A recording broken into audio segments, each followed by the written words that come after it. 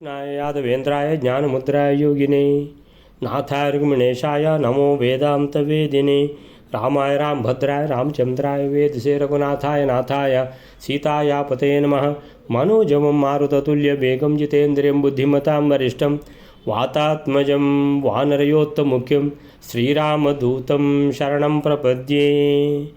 ॐ व्यासाय भवनाशाय श्रीशाय गुणराशे हृद्याय शुद्धविद्याय मध्वाय च नमो नमः। नारायणं नमस्कृत्य नरं चैव नरोत्तमं देवीं सरस्वतीं व्यासं ततो जयमुदीरयेत्। श्रीगुरुभ्यो नमः। हरिः ಓಂ।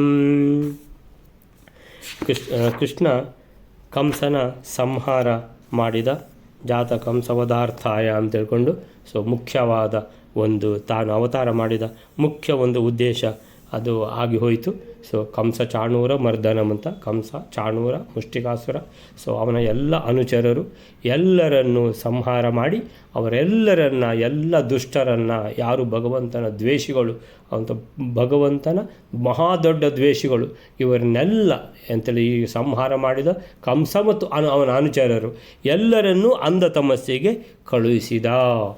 ಕಂಸನು ತಾನೊಬ್ಬನೇ ಹೋಗಲಿಲ್ಲ, ಹೋಗುವಾಗ ತನ್ನ ಎಲ್ಲ ಅನುಚರರನ್ನು ಕರ್ಕೊಂಡು ಹೋದ. ಅದಕ್ಕೋಸ್ಕರನೇ ಹೇಳುವಂಥದ್ದು ನಾವು ಒಳ್ಳೆಯವರ ಸಂಘ ಮಾಡಬೇಕು ಅಂತೇಳಿದರೆ, ಕೆಟ್ಟವರ ಸಂಘ ಮಾಡಿದರೆ ಅವರೊಟ್ಟಿಗೆ ನಾವು ಸಹ ಸೇರ್ಕೊಂಡು ಬಿಡ್ತೇವೆ. ನಾವು ಒಳ್ಳೆ ಸಂಘ ಮಾಡಿ ನಾವು ಒಳ್ಳೆಯವರಾಗಬೇಕು, ಒಳ್ಳೆ ಸಂಘ ಮಾಡಬೇಕು. ನಮ್ಮ ಸಂಘ ಬಾಕಿದವರು ಮಾಡಿ ಅವರು ಉದ್ಧಾರ ಆಗಬೇಕು, ಆ ರೀತಿ ಇರಬೇಕು ಅನ್ನುವಂಥದ್ದನ್ನು ಈ ಶ್ಲೋಕ ಹೇಳ್ತದೆ. ಅಲ್ಲಿಗೆ ಆ ಶ್ಲೋಕ ಆಯಿತು. ಇವತ್ತಿನ ಶ್ಲೋಕಕ್ಕೆ ಹೋಗುವ. ನಿತ್ಯಾತಿ ದುಃಖಂ ಅನಿವೃತ್ತಿ ಸುಖವ್ಯಪೇತಂ. 13ನೇ ಅಧ್ಯಾಯ ಮಹಾಭಾರತ ತಾತ್ಪರ್ಯ ನಿರ್ಣಯ 13ನೇ ಅಧ್ಯಾಯದ 133ನೇ ಶ್ಲೋಕ. ನಿತ್ಯಾತಿ ದುಃಖಂ ಅನಿವೃತ್ತಿ ಸುಖವ್ಯಪೇತಂ ಅಂಧಂ ತಮೋ ನಿಯತಮೇತಿ ಹರೌ ಅಭಕ್ತಃ ಭಕ್ತೋಪಿ ಕಂಜಜಗಿರೀಶ ಮುಖೇಶು ಸರ್ವ ಧರ್ಮಾಣ್ಣವೋಪಿ ನಿಖಿಲಾಗಮ ನಿರ್ಣಯೇನ. ನಿತ್ಯಾತಿ ದುಃಖಂ. ಈಗ ಕಂಸ ಎಲ್ಲಿಗೆ ಹೋದ್ದು? ಅವನ ಎಲ್ಲ ಅನುಚರರನ್ನು ಕರ್ಕೊಂಡು ಅಂಧತಮಸ್ಸು. ಆ ಅಂಧತಮಸ್ಸು ಅನ್ನುವಂಥದ್ದು ನಿತ್ಯ ಅತಿ ದುಃಖಂ ಅಂದರೆ ಅಲ್ಲಿ ದುಃಖವೇ ಇರುವುದು. ಮೋಕ್ಷಕ್ಕೆ ಹೋದರೆ ಅಲ್ಲಿ ಸುಖವೇ ಇರುವುದು, ಅಲ್ಲಿ ದುಃಖ ಇಲ್ಲ. ಅಂಧತಮಸ್ಸಿಗೆ ಹೋದರೆ ಅಲ್ಲಿ ದುಃಖವೇ ಇರುವುದು. ನಿತ್ಯ ಅತಿ ದುಃಖಂ, ನಿತ್ಯ ಅತಿ ದುಃಖಂ, ಅಲ್ಲಿ ಸುಖ ಅನ್ನುವಂಥದ್ದಿಲ್ಲ. ಅನಿವೃತ್ತಿ ಅಂತೇಳಿದರೆ ಅಲ್ಲಿ ಸಹ ಅಷ್ಟೇ ಅನಿವೃತ್ತಿ. ಅಲ್ಲಿ ಒಂದು ಸಲ ಹೋದರೆ ವಾಪಸ್ ಬರಲಿಕ್ಕಿಲ್ಲ. ತತಪದಂ ತತ್ ಪರಿಮಾರ್ಗಿತವ್ಯಂ ಯಸ್ಮಿನ್ ಗತ ನ ನಿವರ್ತಂತಿ ಭೂಯಃ. ಎಲ್ಲಿಗೆ ಹೋದರೆ ವಾಪಸ್ಸು ಬರಲಿಕ್ಕಿಲ್ವೋ ಅದು ನನ್ನ ಸ್ಥಾನ ಅಂತ ಭಗವಂತ ಹೇಳುವಂಥದ್ದು ವೈಕುಂಠ. ಇಲ್ಲಿ ಕೂಡ ಅಷ್ಟೇ, ಅದರಿಂದ ಕಂಪ್ಲೀಟ್ ಆಪೋಸಿಟ್. ಇಲ್ಲಿಗೆ ಯಾವುದು ಅಂಧತಮಸ್ಸು, ಇಲ್ಲಿಗೆ ಹೋದರೂ ಕೂಡ ವಾಪಸ್ಸು ಬರಲಿಕ್ಕಿಲ್ಲ. ನಿತ್ಯ ಅತಿ ದುಃಖಂ ಅನಿವೃತ್ತಿ ಸುಖವ್ಯಪೇತಂ. ಸುಖ ಅನ್ನುವಂಥದ್ದು ಇಲ್ಲವೇ ಇಲ್ಲ. ಏನು ಸುಖ ಅನ್ನುವಂಥದ್ದು ಲೇಷ ಮಾತ್ರ ಕೂಡ ಇಲ್ಲದ ಜಾಗ ಯಾವುದು? ಅಂಧತಮಸ್ಸು. ಅಂಧಂ ತಮೋ, ಅಂಧತಮಸ್ಸು ಅನ್ನುವಂಥ ಈ ಲೋಕ. ನಿಯತಮೇತಿ, ಇದು ಖಂಡಿತ. ಯಾರಿಗೆ? ಇದು ಕಟ್ಟಿಟ್ಟ ಬುತ್ತಿ. ನಿಯತಂ ಅಂತೇಳಿದರೆ ಭಗವಂತನ ಕಾನ್ಸ್ಟಿಟ್ಯೂಷನ್ ಏನು ಚೇಂಜ್ ಆಗುವಂಥದ್ದಿಲ್ಲ. ಅಲ್ಲಿ ಯಾರೂ ಅಮೆಂಡ್ಮೆಂಟ್ ಮಾಡುವಾಗಿಲ್ಲ. ಭಗವಂತ ಸುಪ್ರೀಂ ಲೀಡರ್. ಭಗವಂತ ಏನು ಹೇಳ್ತಾನೋ, ಭಗವಂತ ಏನು ಇಚ್ಛಿಸ್ತಾನೋ ಅದೇ ಆಗುವಂಥದ್ದು. ಭಗವಂತ ಮೊದಲೇ ಎಲ್ಲ ಕಾನ್ಸ್ಟಿಟ್ಯೂಷನ್ ಮಾಡಿಟ್ಟಿದ್ದಾನೆ, ಅದೇ ಪ್ರಕಾರ ಭಗವಂತ ನಡೀತಾನೆ. ನಿಯತಮೇತಿ ಇದು ಖಂಡಿತ ನಿಶ್ಚಯವಾದದ್ದು. ಆಮೇಲೆ ನಿಯತಂ ಏತಿ ಅಂತ ಹೇಳಿ ಮಧ್ವಾಚಾರ್ಯರು ಹೇಳ್ತಾರೆ, ನಿಖಿಲಾಗಮ ನಿರ್ಣಯೇನ ಅಂತ ಲಾಸ್ಟ್ ವರ್ಡ್ ನೋಡಿ. ನಿಖಿಲ ಆಗಮ. ನಿಖಿಲ ಅಂದರೆ ಅಖಿಲ, ನಿಖಿಲ ಸಮಸ್ತ, ಅಖಿಲ. ಆಗಮ ನಿರ್ಣಯೇನ. ಆಗಮ ಅಂತೇಳಿದರೆ ಎಲ್ಲ ಶಾಸ್ತ್ರಗಳು, ವೇದಗಳು, ಉಪನಿಷತ್ತುಗಳು, 18 ಪುರಾಣಗಳು, ಪಂಚರಾತ್ರ, ಮೂಲ ರಾಮಾಯಣ, ಮಹಾಭಾರತ, ಭಗವದ್ಗೀತೆ, ವಿಷ್ಣು ಸಹಸ್ರನಾಮ ಎಲ್ಲ ಆ ಮಹಾಭಾರತದಲ್ಲೇ ಬಂದುಬಿಟ್ಟಿದೆ. ಆಮೇಲೆ ನಮಗೆ 37 ಗ್ರಂಥಗಳನ್ನು ಮಧ್ವಾಚಾರ್ಯರು ಕೊಟ್ಟಿದ್ದಾರೆ, ಮತ್ತು 12 ಸ್ತೋತ್ರಗಳನ್ನು ಕೊಟ್ಟಿದ್ದಾರೆ. ಯಾವ ಗ್ರಂಥಗಳಿಗೂ ಕಡಿಮೆ ಇಲ್ಲ, 52 ಗ್ರಂಥ ಆಗ್ತದೆ ಎಲ್ಲ ಸೇರಿದರೆ, ಸರ್ವಮೂಲ ಗ್ರಂಥಗಳು ಅಂತ ಹೆಸರು. ಸೊ ಈ ಎಲ್ಲ ಶಾಸ್ತ್ರಗಳಿಂದ ನಿರ್ಣಯ ಮಾಡಲ್ಪಟ್ಟ ಬ್ರಹ್ಮಸೂತ್ರ ಬಿಟ್ಟಿದ್ದೇನೆ ಕಾಣ್ತದೆ. ವೇದ ಅಂತ ಹೇಳಿದ ಕೂಡಲೇ ವೇದ ಉಪನಿಷತ್ತುಗಳೊಟ್ಟಿಗೆ ಬ್ರಹ್ಮಸೂತ್ರ ಬರ್ತದೆ. ಆ ವೇದಗಳನ್ನು ಅರ್ಥ ಮಾಡಿಕೊಳ್ಳಿಕ್ಕೋಸ್ಕರನೇ ಯಾರು ವ್ಯಾಸರು ಮಾಡಿರುವಂಥದ್ದು ಬ್ರಹ್ಮಸೂತ್ರ. ಸೊ ಬ್ರಹ್ಮಸೂತ್ರ ಬಿಡಬಾರ್ದು ಯಾವಾಗಲೂ. ಸೊ ನಿಖಿಲಾಗಮ ನಿರ್ಣಯೇನ ವೇದಗಳು ಅಂತೇಳಿದರೆ ಬ್ರಹ್ಮಸೂತ್ರ, ವೇದಗಳು ಬ್ರಹ್ಮಸೂತ್ರ, ಈ ಎಲ್ಲ ಶಾಸ್ತ್ರಗಳು ಮಧ್ವಾಚಾರ್ಯರಿಗೆ ಈ ಎಲ್ಲ ಶಾಸ್ತ್ರಗಳು ಎಲ್ಲವೂ ಗೊತ್ತಿರುವಂಥದ್ದು ವಾಯುದೇವರ ಅವತಾರ ಆಗಿರುವುದರಿಂದ ಹೇಳ್ತಾರೆ ನಿಖಿಲಾಗಮ ನಿರ್ಣಯೇನ. ಈ ಎಲ್ಲ ಶಾಸ್ತ್ರಗಳನ್ನು ಓದಿ ಅದರ ಸಾರದ ಆಧಾರದಿಂದ ಹೇಳ್ತಾ ಇದ್ದಾರೆ ಮಧ್ವಾಚಾರ್ಯರು. ಎಲ್ಲ ಶಾಸ್ತ್ರಗಳು ಇದನ್ನೇ ಹೇಳ್ತಾವೆ. ಏನಂತ ಹೇಳಿದರೆ, ಈಗ ಹರೌ ಅಭಕ್ತ, ಯಾರಿಗೆ ಭಗವಂತನ ಮೇಲೆ ಭಕ್ತಿ ಇಲ್ವೋ, ಯಾರು ಭಗವಂತನನ್ನು ದ್ವೇಷ ಮಾಡ್ತಾರೋ, ನಾವು ನಿನ್ನೆ ನೋಡ್ತಾ ಇದ್ವಿ ಏನಂತ ಹೇಳಿದರೆ ತಿಳಿದು ತಿಳಿಯದೆ ಅಂತ. ತಿಳಿಯದೆ ದ್ವೇಷ ಮಾಡಿದರೆ ನರಕಕ್ಕೆ ಹೋಗ್ಬೋದು, ಆಮೇಲಿಂದ ಪುನಃ ನಿತ್ಯ ಸಂಸಾರಿ ಅಂತ ಪುನಃ ವಾಪಸ್ ಕಳಿಸ್ಬೋದು. ಆದರೆ ತಿಳಿದು ಅಂದರೆ ಇನ್ನೊಬ್ಬರು ಹೇಳಿದ್ದಾರೆ, ಇಲ್ಲ ಹಾಗೆ ಮಾಡಬಾರ್ದು ಅಂತ, ಆದರೂ ಮಾಡುವಂಥದ್ದು, ಇಲ್ಲ ನಾನು ಹಾಗೇ ಮಾಡ್ತೇನೆ ಅಂತ ಮಾಡುವವರು ಅಂತೇಳಿದರೆ ಬಹಳ ಕಷ್ಟ. ಭಗವಂತನ ದ್ವೇಷ ಮಾಡಲೇಬಾರದು ಅಂತ ಹೇಳ್ತಾರೆ. ಸೊ ಹರವು ಅಭಕ್ತ ಎಲ್ಲಿಗೆ ಹೋಗ್ತಾರೆ? ಅಂಧ ತಮಸ್ಸಿಗೆ ಹೋಗ್ತಾರೆ. ಬಹಳ ಜಾಗ್ರತೆ ಮಾಡಬೇಕು. ಸೊ ನಮಗೆ ಮಧ್ವಾಚಾರ್ಯರು ಇರೋ ಕಾರಣ ಇಂತಹ ಗ್ರಂಥಗಳನ್ನು ನಾವು ಮೊದಲು ವಿಜಯ ಓದಿದ್ವಿ. ನಾವು ಎಲ್ಲ ಮಧ್ವಾಚಾರ್ಯರ ಜೀವನ ಚರಿತ್ರೆ, ಮಧ್ವಾಚಾರ್ಯರ ಜೀವನ ಚರಿತ್ರೆಯೇ ಮಧ್ವ ಸಿದ್ಧಾಂತ. ಆ ಮಧ್ವ ಸಿದ್ಧಾಂತ ಅನ್ನುವಂಥದ್ದನ್ನು ಮೊದಲೇ ನಾವು ಎಲ್ಲ ಓದಿಕೊಂಡ್ಬಿಟ್ಟು ಈಗ ನಾವು ಏನು ಭಗವದ್ಗೀತೆಯಿಂದ ಶುರು ಮಾಡಿ ಈಗ ನಾವು ಎಲ್ಲಿಗೆ ಬಂದಿದ್ದೇವೆ ಅಂತ ಹೇಳಿದರೆ ತಾತ್ಪರ್ಯ ನಿರ್ಣಯ ಅಂತೇಳಿದರೆ ಮಧ್ವಾಚಾರ್ಯರು ನಮಗೆ ಇಂಥ ಅಮೂಲ್ಯ ಗ್ರಂಥಗಳನ್ನು ಕೊಟ್ಟಿದ್ದಾರೆ. ಆದ್ದರಿಂದ ಈ ಗ್ರಂಥಗಳನ್ನು ನಾವು ನೋಡಿ ಮನನ ಮಾಡಿದ ಮೇಲೆ ನಾವು ಭಗವಂತನ ಅಭಕ್ತರಾಗಲಿಕ್ಕೆ ಸಾಧ್ಯವೇ ಇಲ್ಲ. ಸೊ ಆದ್ದರಿಂದ ನಾವು ಈ ಅಂಧ ತಮಸ್ಸನ್ನು ಖಂಡಿತ ತಪ್ಪಿಸಿಕೊಂಡಿದ್ದೇವೆ ಅಂತ ದೃಢ ವಿಶ್ವಾಸ ಇಟ್ಕೋಬೋದು. ಸೊ ಹರವು ಅಭಕ್ತ, ಯಾರು ಹರಿಯ ಅಭಕ್ತರಿದ್ದಾರೋ, ಹರಿಯ ದ್ವೇಷಿಗಳಿದ್ದಾರೋ, ಭಗವಂತನ ದ್ವೇಷಿಗಳಿದ್ದಾರೋ ಅವರಿಗೆ ಅಂಧ ತಮಸ್ಸೇ ನಿಯತಂ, ಖಂಡಿತ ನಿಶ್ಚಯ ಅಂತ ಹೇಳ್ತಾರೆ. ಯಾವ ಅಂಧ ತಮಸ್ಸು ಅಂತ ಹೇಳಿದರೆ ಹೇಳ್ತಾರೆ ನಿತ್ಯ ಅಧಿದುಃಖಂ ಅನಿವೃತ್ತಿ ಸುಖವ್ಯಪೇತಂ.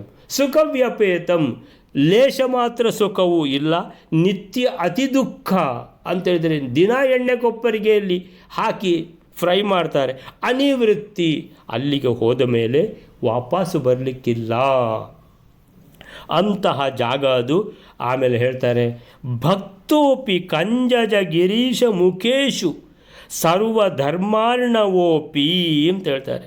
ಅಂತೇಳಿದರೆ ಇಲ್ಲ, ನಾವು ಕಂಜಜ ಅಂತೇಳಿದರೆ ಕಮ್ಮಂದರೆ ನೀರಿನಲ್ಲಿ ಹುಟ್ಟಿದ ತಾವರೆ ಕಂಜ, ಅಥವಾ ಕೆಸರಿನಲ್ಲಿ ಹುಟ್ಟಿದ ತಾವರೆ ಕಂಜಜ ಅಂದರೆ ಆ ತಾವರೆಯಲ್ಲಿ ಹುಟ್ಟಿದ ಚತುರ್ಮುಖ ಬ್ರಹ್ಮದೇವರನ್ನು ನಾವು ಪೂಜೆ ಮಾಡ್ತಾ ಇದ್ದೇವೆ. ಗಿರೀಶ ಅಂತೇಳಿದರೆ ರುದ್ರದೇವರು, ನಾವು ರುದ್ರದೇವರು ಮಹಾದೊಡ್ಡ ಭಕ್ತರು, ಮಹಾದೇವ ಅಂತ ಹೇಳ್ತಾನೆ ಇರ್ತೇವೆ ನಾವು ಅಂತ ಹೇಳಿದರು. ಹೇಳ್ತಾರೆ ಮಧ್ವಾಚಾರ್ಯರು ಕಂಜಜ ಗಿರೀಶ ಮುಖೇಶು, ಬ್ರಹ್ಮ ರುದ್ರಾದಿ ಎಷ್ಟು ದೇವರುಗಳಿದ್ದಾರೆ ಆ ಎಲ್ಲ ದೇವರುಗಳನ್ನು ನೀವು ಪೂಜಿಸಿದರೂ ಭಕ್ತೋಪಿ ಕಂಜಜ ಗಿರೀಶು ಮುಖೇಶು.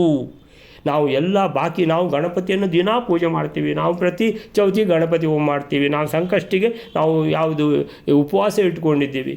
ಆದರೆ ಏನು ತಿಳಿದರೆ ಎಲ್ಲ ದೇವರ ಭಕ್ತಿ ಮಾಡಿದರೂ ಭಗವಂತ ಕೃಷ್ಣ ಭಗವದ್ಗೀತೆಯಲ್ಲಿ ಸ್ಪಷ್ಟವಾಗಿ ಹೇಳಿದ್ದಾರೆ ಅನನ್ಯಾಶ್ಚಿಂತಯಂತೋ ಮಾಂ ಯೇ ಜನಾ ಪರ್ಯುಪಾಸತೆ ತೇಷಾಂ ನಿತ್ಯಾಭಿಯುಕ್ತಾನಾಂ ಯೋಗಕ್ಷೇಮಂ ವಹಾಮ್ಯಹಂ. ನೀವು ನನ್ನನ್ನೇ ಪೂಜಿಸಬೇಕು ಅಂತ ಸ್ಪಷ್ಟ ಹೇಳಿದ್ದಾರೆ. ಅನನ್ಯಾಶ್ಚಿಂತಯಂತೋ, ಅನನ್ಯ ಅದೇ ನಾವು ಕಂಜಜ ಗಿರೀಶ ಮುಖೇಶು ಇಲ್ಲ, ಚಿಂತೆಯಂತಹ ಮಾಂ, ನನ್ನನ್ನು ಪೂಜಿಸಬೇಕು. ಚಿಂತೆಯಂತೋ ಮಾಂ ಯೇ ಜನಾ ಪರ್ಯುಪಾಸತೆ, ನನ್ನನ್ನು ಯಾರು ದೃಢವಾಗಿ ನಂಬಿದ್ದಾರೋ ಅವರ ಯೋಗಕ್ಷೇಮವನ್ನು ನಾನು ನೋಡಿಕೊಳ್ತೇನೆ ಅಂತ ಹೇಳಿದ್ದು. ಅಂತೇಳಿದರೆ ಭಗವಂತನ ದ್ವೇಷ ಮಾಡಲಿಕ್ಕೇ ಇಲ್ಲ. ಸೊ ಯಾರನ್ನು ನೀವು ರುದ್ರದೇವರನ್ನು ಮಧ್ವಾಚಾರ್ಯರು ನಮಗೆ ಒಳ್ಳೆ ಸಿದ್ಧಾಂತ ಕೊಟ್ಟರು, ಹೇಳಿದರು ದೇವರೊಬ್ಬನೇ ಇರೋದು ಅಂತ. ಅವನು ಅನಂತ ಗುಣ ಪರಿಪೂರ್ಣ, ಅವನಲ್ಲಿ ಯಾವುದೇ ದೋಷ ಇಲ್ಲ, ಸಕಲ ಗುಣ ಸಂಪನ್ನ, ಸರ್ವದೋಷ ವಿವರ್ಜಿತ ಅಂತ. ಭಕ್ತ ಅಂತೇಳಿದರೆ ನಮಗೆ ಅಷ್ಟು ಸುಲಭದ ಡೆಫಿನೇಷನ್ ಕೊಟ್ಟು ಬಿಟ್ಟರು. ಆಮೇಲೆ ಆ ಭಗವಂತನು ನಮ್ಮಿಂದ ಬೇರೆ. ಆ ಭಗವಂತ ನಾನು ಭಗವಂತ ಅಲ್ಲ, ನಾನು ಭಗವಂತನನ್ನು ಉಪಾಸನೆ ಮಾಡ್ತಾ ಇರುವವನು, ನನಗಿಂತ ಆ ಭಗವಂತ ಬೇರೆ. ಅವನು ಸಕಲ ಗುಣ ಸಂಪನ್ನ.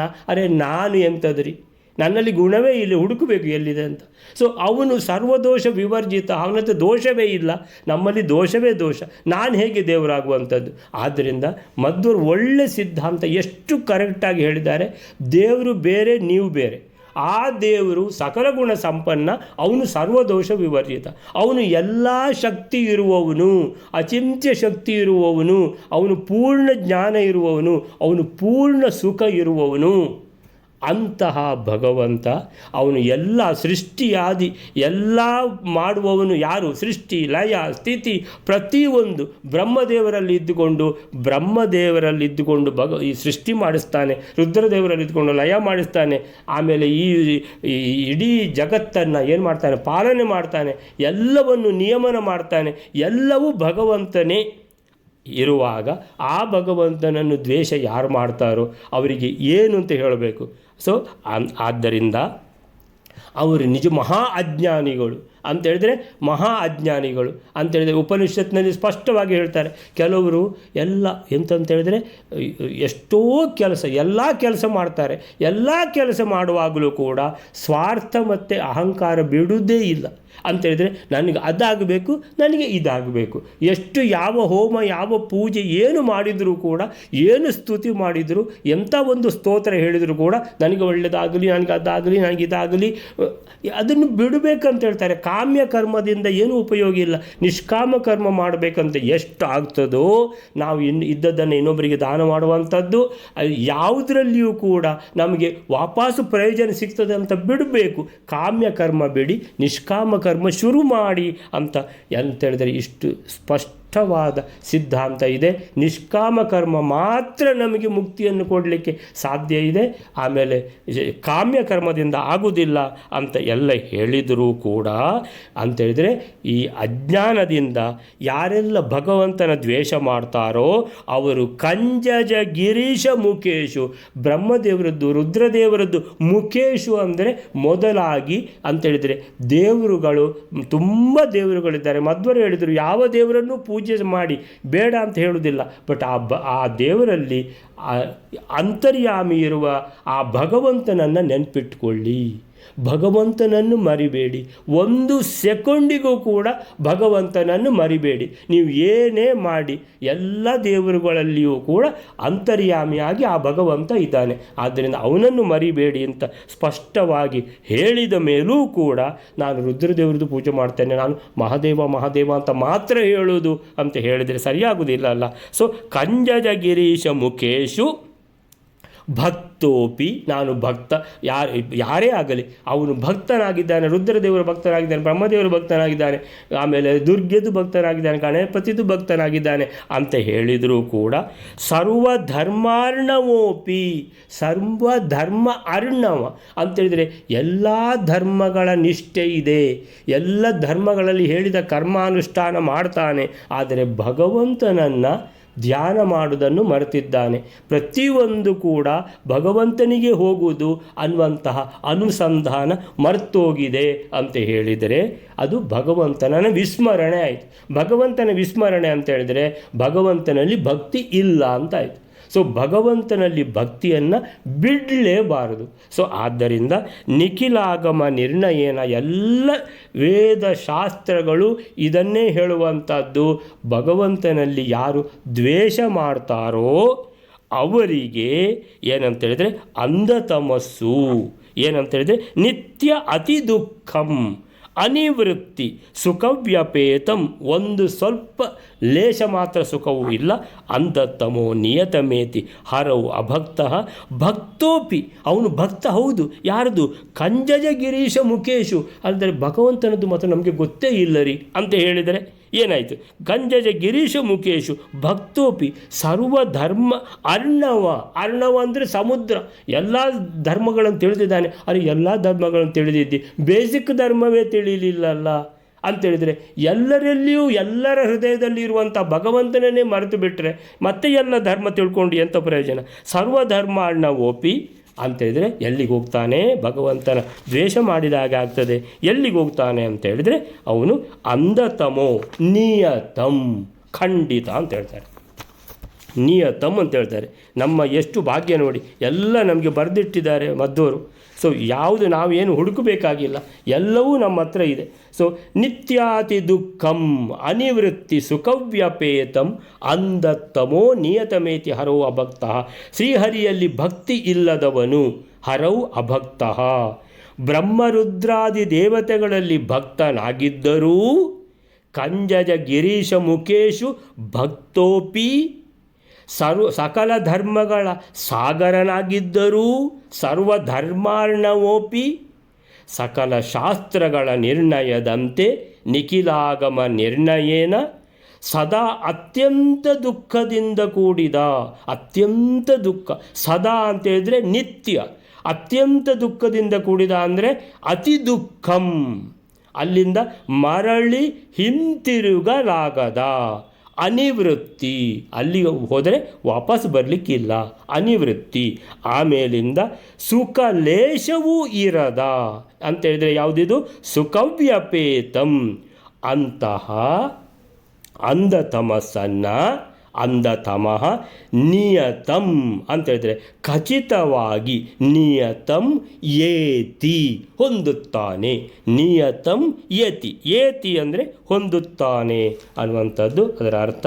ಸೊ ಹೇಳ್ತಾರೆ, ವಿಷ್ಣು ಭಕ್ತಿ ಸಜ್ಜನರ ಮುಖ್ಯ ಲಕ್ಷಣವಾಗಿರುವಂತೆ ವಿಷ್ಣು ದ್ವೇಷ ದುರ್ಜನರ ಮುಖ್ಯ ಲಕ್ಷಣ.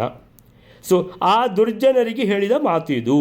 ಇತರ ದೇವತೆಗಳಲ್ಲಿ ಭಕ್ತನಾಗಿದ್ದರೂ ಹರಿದ್ವೇಷಿಯಾಗಿದ್ದರೆ ತಮಸ್ಸು ಖಚಿತ.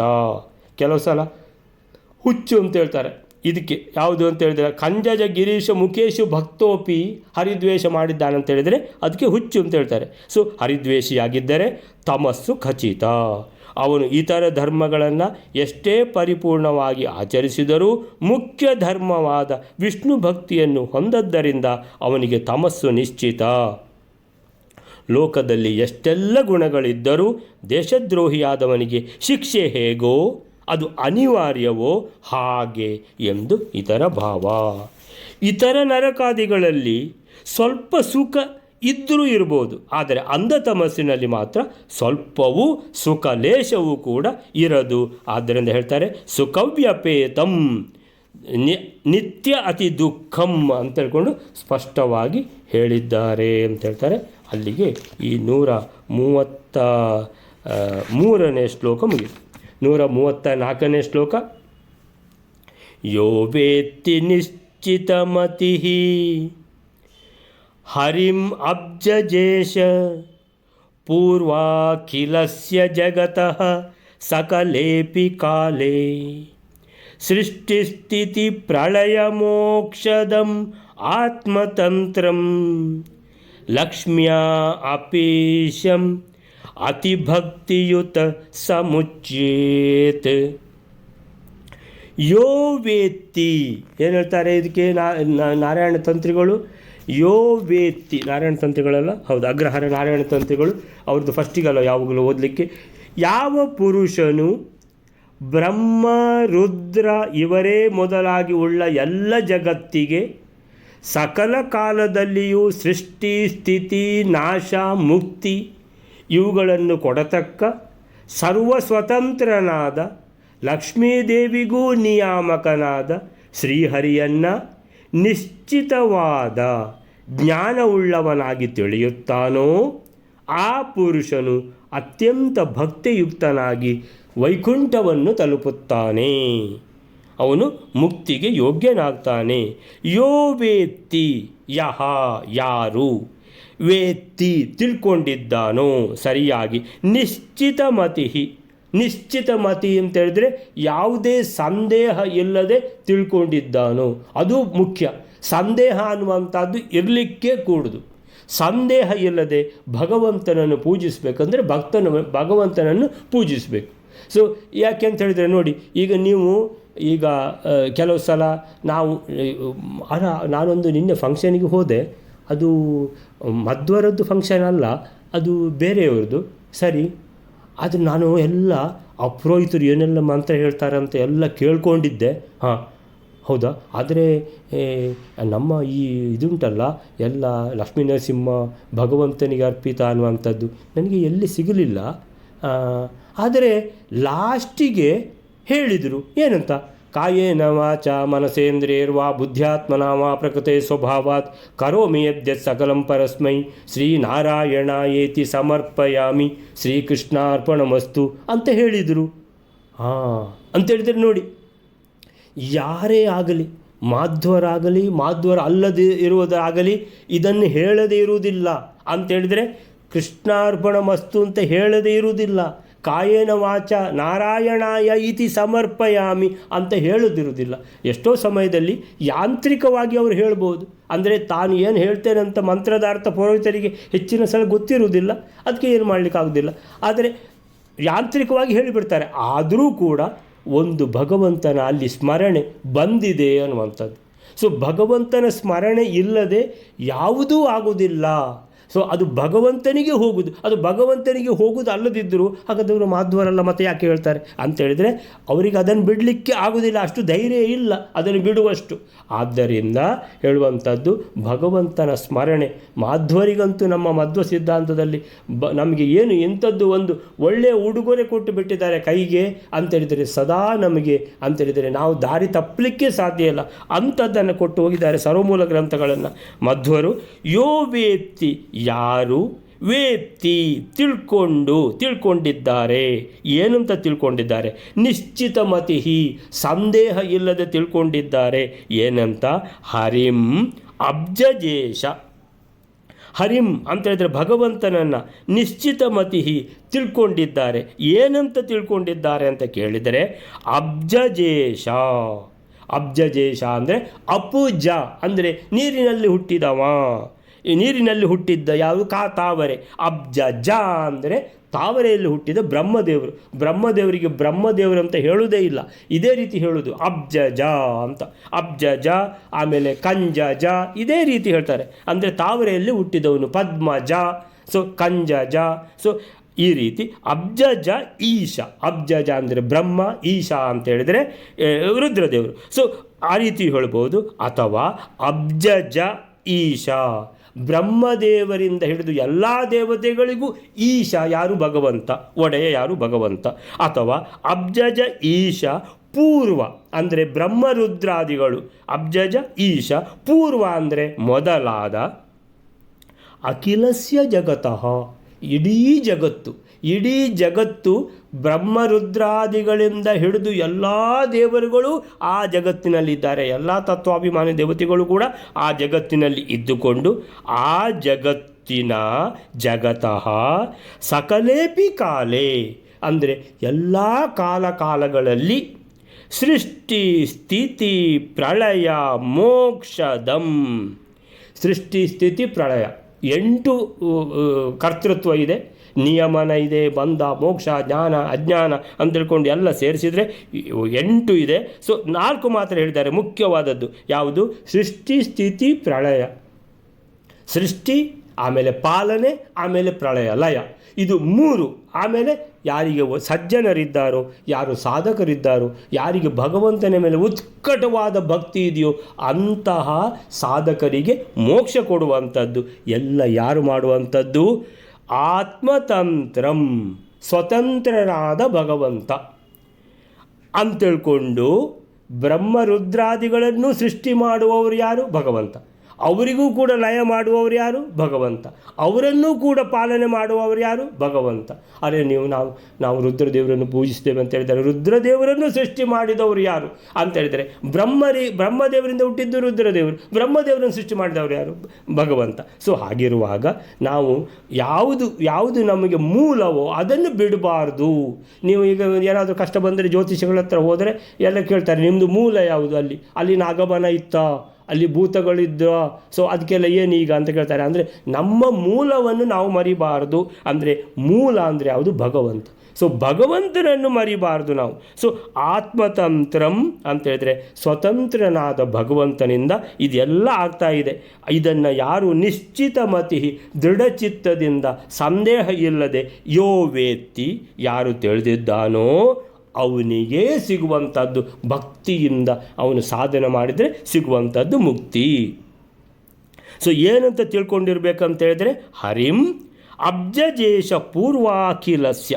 ಈ ಅಬ್ಜಜ ಅಂತ ಹೇಳಿದರೆ ಬ್ರಹ್ಮ, ಈಶ ಅಂದರೆ ರುದ್ರ, ಬ್ರಹ್ಮ ರುದ್ರಾದಿಗಳಿಂದ ತುಂಬಿದ ಎಲ್ಲ ದೇವತೆಗಳಿಂದ ಕೂಡಿದ ಈ ಜಗತ್ತನ್ನು ಅಬ್ಜಜೇಶ ಪೂರ್ವಾಖಿಲಸ್ಯ, ಪೂರ್ವ ಅಖಿಲಸ್ಯ ಅಂತೇಳಿದ ಇಡೀ ಜಗತ್ತು, ಇದರಲ್ಲಿರುವಂತಹ ಬ್ರಹ್ಮರುದ್ರಾದಿಗಳಿಂದ ಹಿಡಿದು ಎಲ್ಲ ಚೇತನಗಳು, ಎಲ್ಲ ಪ್ರಾಣಿಗಳು, ಆ ಇಡೀ ಜಗತ್ತನ್ನು ಸಕಲೇಪಿ, ಸಮಸ್ತ ಜಗತ್ತನ್ನು ಕಾಲಗಳಲ್ಲಿ ಸೃಷ್ಟಿ, ಸ್ಥಿತಿ, ಪ್ರಳಯ ಮತ್ತು ಎಲ್ಲ ಒಳ್ಳೆಯ ಸಾಧಕರಿಗೆ, ಭಕ್ತಿಯಿಂದ ಯಾರು ಸಾಧನೆ ಮಾಡ್ತಾರೋ ಅವರಿಗೆ ಮೋಕ್ಷ ದಮ್ ಅಂದರೆ ಕೊಡುವುದು, ಸೊ ಮೋಕ್ಷದಮ್ ಅಂದರೆ ಮೋಕ್ಷವನ್ನು ಕೊಡುವಂಥ ಸ್ವಾತಂತ್ರ್ಯ ಯಾರಿಗಿರುವುದು? ಭಗವಂತನಿಗೆ ಮಾತ್ರ. ಆತ್ಮತಂತ್ರಂ, ಸ್ವತಂತ್ರನಾದ ಭಗವಂತ, ಅವನಿಗೆ ಇದೆಲ್ಲ ಕರ್ತೃತ್ವ ಇರುವುದು ಯಾರಿಗೆ? ಆ ಭಗವಂತನಿಗೆ ಮಾತ್ರ. ಸೊ ಆ ಭಗವಂತ ಅಷ್ಟೇ ಅಲ್ಲ, ಲಕ್ಷ್ಮ್ಯ ಅಪಿ ಈಶಂ, ಲಕ್ಷ್ಮೀದೇವಿ ಎಲ್ಲ ನಮಗೆ ಬೇಕಾದ್ದನ್ನು, ಸಂಪತ್ತು, ಅದು ಇದು ಸೌಂದರ್ಯ ಎಲ್ಲವನ್ನು ಕೊಡುವಂಥದ್ದು, ಮನೆ ಮಠ ಎಲ್ಲವನ್ನು ಕೊಡುವಂಥ ಲಕ್ಷ್ಮೀದೇವಿ. ಆ ಲಕ್ಷ್ಮೀದೇವಿಗೂ ಕೂಡ ಅಪಿ ಈಶಂ, ಲಕ್ಷ್ಮೀದೇವಿಗೂ ಕೂಡ ಒಡೆಯ ಯಾರು ಅಂತೇಳಿದರೆ ಅದು ಭಗವಂತ. ಹಾಗಾದರೆ ಆ ಭಗವಂತನನ್ನು ನೀವು ದ್ವೇಷ ಮಾಡ್ಬೋದಾ? ಲಕ್ಷ್ಮ್ಯ ಅಪಿ ಈಶಂ, ಬ್ರಹ್ಮರುದ್ರಾದಿಗಳಿಗೆ ಈಶಂ, ಇಡೀ ಜಗತ್ತನ್ನು ಬ್ರಹ್ಮರುದ್ರಾದಿಗಳಿಂದ ಹಿಡಿದು ಆ ಜಗತ್ತಿನ ಸೃಷ್ಟಿ ಸ್ಥಿತಿ ಲಯ ಮಾಡುವಂಥ ಸ್ವತಂತ್ರನಾದ ಭಗವಂತನನ್ನು, ಲಕ್ಷ್ಮಿಗೂ ಕೂಡ ಒಡೆಯನಾದ ಭಗವಂತನನ್ನು, ಮೋಕ್ಷವನ್ನು ಕೊಡುವಂತಹ ಸ್ವಾತಂತ್ರ್ಯ ಇರುವಂಥ ಒಬ್ಬನೇ ಭಗವಂತ, ಇನ್ಯಾರಿಗೂ ಇಲ್ಲ ಅಂಥ ಭಗವಂತನನ್ನು ನಿಶ್ಚಿತಮತಿ ಯೋ ವೇತ್ತಿ, ಸರಿಯಾಗಿ ಯಾರು ತಿಳಿದುಕೊಂಡಿದ್ದಾನೋ, ಅತಿಭಕ್ತಿಯುತಃ ಅಂದರೆ ಅತಿಭಕ್ತಿಯಿಂದ ಯಾರು ಆ ಭಗವಂತನನ್ನು ಭಕ್ತಿ ಮಾಡಿ ಸಾಧನೆ ಮಾಡ್ತಾನೋ, ಮೋಕ್ಷ ಸಾಧನೆ ಮಾಡ್ತಾನೋ, ಅಂದರೆ ಕಾಮ್ಯ ಕರ್ಮಗಳನ್ನೆಲ್ಲ ಬಿಟ್ಟು ನಿಷ್ಕಾಮ ಕರ್ಮ ಮಾತ್ರ ಮಾಡಿ, ಅಂದರೆ ಇನ್ಯಾವುದು ಶ್ರವಣ ಮನನ ನಿಧಿಧ್ಯಾಸನ ಅಂತೇಳಿದರೆ, ಶ್ರವಣ ಅಂತೇಳಿದರೆ ಎಲ್ಲ ಶಾಸ್ತ್ರಗಳನ್ನು ತಿಳ್ಕೊಂಡು ಎಲ್ಲ ಜ್ಞಾನವನ್ನು ಪಡ್ಕೊಂಡು ಆ ಶಾಸ್ತ್ರವನ್ನು ಮತ್ತೆ ಮತ್ತೆ ಮನನ ಮಾಡಿಕೊಂಡು ಆಮೇಲಿಂದ ಧ್ಯಾನದಿಂದ ಭಗವಂತನನ್ನು ಯಾರು ಪ್ರೀತಿ ಮಾಡ್ತಾನೋ, ಯಾವಾಗ ಭಗವಂತನಿಗೆ ಗೊತ್ತಾಗ್ತದೋ ಈ ಭಕ್ತನಿಗೆ ಉತ್ಕಟ ಇಚ್ಛೆ ನನ್ನ ಮೇಲೆ ಇದೆ ಅಂತೇಳಿ ನನ್ನನ್ನು ನೋಡಬೇಕಂತ, ಅಂಥವರಿಗೆ ಅಪರೋಕ್ಷ ಜ್ಞಾನ ಕೊಡ್ತಾನೆ. ಅಪರೋಕ್ಷ ಜ್ಞಾನ ಕೊಟ್ಟಾದ ಮೇಲೆ ಪ್ರಾರಬ್ಧ ಕರ್ಮ, ಬಾಕಿ ಎಲ್ಲ ಕರ್ಮಗಳು ಸುಟ್ಟು ಹೋಗ್ತವೆ, ಪ್ರಾರಬ್ಧ ಕರ್ಮ ಒಂದು ಉಳ್ಕೊಳ್ತದೆ. ಆ ಪ್ರಾರಬ್ಧ ಕರ್ಮವನ್ನು ಅನುಭವಿಸಲೇಬೇಕು. ಅನುಭವಿಸಿದ ಕೂಡಲೇ ಬ್ರಹ್ಮದೇವರ ಜೊತೆಗೆ ಮುಕ್ತಿಗೆ ಹೋಗ್ತಾನೆ. ಬ್ರಹ್ಮದೇವರಿಗೆ ಒಟ್ಟಿಗೆ ಮುಕ್ತಿಗೆ ಹೋಗೋದು ಅಂತ ಹೇಳಿದ್ರೆ, ಬ್ರಹ್ಮದೇವರದ್ದು ಒಂದೊಂದು ದಿನ ಅಂದರೆ ಇಷ್ಟು ದೊಡ್ಡದುಂಟು, ಅವರಿಗೆ 100 ವರ್ಷ ಆಯುಷ್ಯ ಉಂಟು. ಹಾಗಾದರೆ ಅಷ್ಟು ತನಕ ಅವನು ಎಲ್ಲಿರ್ತಾನೆ ಅಂತ ಹೇಳಿದರೆ, ಪ್ರಾರಬ್ಧ ಕರ್ಮ ಮುಗಿದ ಮೇಲೆ ಸತ್ಯಲೋಕಕ್ಕೆ ಹೋಗ್ತಾನೆ, ಸತ್ಯಲೋಕದಲ್ಲಿ ಇರ್ತಾನೆ. ಸತ್ಯಲೋಕದಲ್ಲಿದ್ದು ಬ್ರಹ್ಮದೇವರ ಜೊತೆಗೆ ಅನಂತರ ವೈಕುಂಠಕ್ಕೆ ಹೋಗುವಂಥದ್ದು, ವಿರಜಾ ನದಿಯಲ್ಲಿ ಸ್ನಾನ ಮಾಡಿ ಆ ಲಿಂಗ ಶರೀರವನ್ನು ಭಂಗ ಮಾಡಿಕೊಂಡು ಹೋಗ್ತಾನೆ ಅನ್ನುವಂಥದ್ದು ಈ ಮುಕ್ತಿಗೆ ಹೋಗುವಂಥ ಪ್ರೋಸೆಸ್ ಅದು. ಸೊ ಅಂಥ ಸಾಧಕನಿಗೆ ಬೇಕಾಗುವಂಥ ಮುಖ್ಯವಾದ ಲಕ್ಷಣ ಏನಂತ ಹೇಳಿದರೆ, ಅತಿ ಭಕ್ತಿಯುತಃ ಅಂತೇಳಿದರೆ ನಿಶ್ಚಲವಾದ ಭಗವಂತನನ್ನು ಮೊದಲು ಯೋ ವೇತ್ತಿ, ಮೊದಲು ತಿಳ್ಕೊಳ್ಬೇಕು, ಆಮೇಲಿಂದ ಭಕ್ತಿ ಮಾಡಬೇಕು. ತಿಳ್ಕೊಳ್ಳೋದ್ರಲ್ಲೇ ಮಿಸ್ಟೇಕ್ ಆದರೆ ಭಕ್ತಿ ಹೇಗಾಗ್ತದೆ? ಸೊ ಆದ್ದರಿಂದ ನಿಜವಾಗಿ ಆದರೆ ಭಕ್ತಿ ಯಾರು ಮಾಡ್ತಾರೋ ಆ ಭಗವಂತನೇ ಅವನಿಗೆ ಬುದ್ಧಿ ಕೊಟ್ಟು ನಿಜವಾದ ಜ್ಞಾನವನ್ನು ಕೊಡ್ತಾನೆ ಅಂತ ತಿಳ್ಕೊಂಡು ಆ ರೀತಿಯೂ ತಿಳ್ಕೊಳ್ಬೋದು. ಅಂತೇಳಿದರೆ ಭಕ್ತಿಗೆ ಭಗವಂತ ಮೆಚ್ಚುತ್ತಾನೆ ಅಂತ ಹೇಳುವ ಕಾರಣ ಭಕ್ತಿ ಅನ್ನುವಂಥದ್ದು ಅತಿ ಪ್ರಾಮುಖ್ಯವಾದ ಮೊದಲ ಲಕ್ಷಣ ಭಕ್ತಿಗೆ ಬರ್ತದೆ, ಆ ನಂತರ ಜ್ಞಾನಕ್ಕೆ ಅಂತ ಹೇಳ್ಬೋದು. ಅತಿ ಭಕ್ತಿಯುತ ಸ ಅಂತಹ ಮನುಷ್ಯ, ಅಂತಹ ಸಾಧಕ ಮುಚ್ಯೇತ್ ಅಂದರೆ ಈ ಸಂಸಾರ ಬಂಧನದಿಂದ ಬಿಡುಗಡೆ ಹೊಂದಿ ಮೋಕ್ಷಕ್ಕೆ ಹೋಗ್ತಾನೆ. ಮುಚ್ಯೇತ್ ಅಂದರೆ ಬಿಡುಗಡೆ ಹೊಂದುತ್ತಾನೆ. ಸೊ ಈ ಶ್ಲೋಕ 134ನೇ ಶ್ಲೋಕಕ್ಕೆ ಏನು ಹೇಳ್ತಾರೆ ಅಂತ ನೋಡುವ. 134 ಯಾವನು ಯೋ ದೃಢ ಬುದ್ಧಿಯಿಂದ ನಿಶ್ಚಿತಮತಿ ಶ್ರೀಹರಿಯನ್ನು ಹರಿಂ ಏನಂತ ತಿಳ್ಕೋಬೇಕು, ಬ್ರಹ್ಮರುದ್ರಾದಿ ಸಮಸ್ತ ಜಗತ್ತಿಗೂ ಸಕಲ ಕಾಲದಲ್ಲಿ ಸೃಷ್ಟಿ ಸ್ಥಿತಿ ಪ್ರಳಯ ಮೋಕ್ಷಗಳನ್ನು ನೀಡುವವನೆಂದು ಸ್ವತಂತ್ರನೆಂದು ಅಂತೇಳಿದರೆ ಯಾವುದೀಗ ಸಕಲೇಪಿ ಕಾಲೇ ಸೃಷ್ಟಿ ಸ್ಥಿತಿ ಪ್ರಳಯ ಮೋಕ್ಷದಂ ಯಾರಿಗೆ ಅಬ್ಜಜೇಶ ಪೂರ್ವಾಖಿಲಸ್ಯ ಜಗತಃ. ಸೊ ಅವರಿಗೆಲ್ಲರಿಗೂ ಮೋಕ್ಷ ನೀಡುವವನೆಂದು ಸ್ವತಂತ್ರನೆಂದು ಮಹಾಲಕ್ಷ್ಮಿಗೂ ಸ್ವಾಮಿ ಎಂದು ಲಕ್ಷ್ಮ್ಯಾ ಅಪಿ ಈಶಂ ಅಂತ ಅತಿ ಭಕ್ತಿಯುತ ಅತ್ಯಂತ ಭಕ್ತಿಯಿಂದ ಯಾರು ತಿಳಿಯುವನೋ ಅವನು ಮುಕ್ತನಾಗುತ್ತಾನೆ, ಬಿಡುಗಡೆ ಹೊಂದುತ್ತಾನೆ. ಸಹ ಮುಚ್ಯೇತ್ ಅಂದರೆ ಬಿಡುಗಡೆ ಹೊಂದುತ್ತಾನೆ. ಅಂದರೆ ಈ ಸಂಸಾರ ಬಂಧನ, ಸಂಸಾರ ಸಾಗರೆ ಘೋರೆ ಅಂತ ಹೇಳಿದಾಗ ಈ ಸಂಸಾರ ಅನ್ನುವಂಥ ಘೋರ ಬಂಧನದಿಂದ ಅವನು ಮುಚ್ಯೇತ್ ಅಂದರೆ ಬಿಡುಗಡೆ ಹೊಂದುತ್ತಾನೆ. ಈ ರೀತಿ ಅಂದರೆ ಮೋಕ್ಷ ಸಿಗಬೇಕಿದ್ರೆ ಯಾವ ರೀತಿ ಇರಬೇಕು, ಭಗವಂತನ ದ್ವೇಷವೊಂದು ಖಂಡಿತ ಮಾಡಬಾರ್ದು ಅನ್ನುವಂಥದ್ದನ್ನು ಮಧ್ವರು ಇದರಲ್ಲಿ ನಮಗೆ ಎಚ್ಚರ ಕೊಡ್ತಾ ಇದ್ದಾರೆ. ಅಲ್ಲಿಗೆ ಇವತ್ತಿನದನ್ನು ಮುಗಿಸೋಣ. ಶ್ರೀಕೃಷ್ಣ ಅರ್ಪಣ ಮಸ್ತು.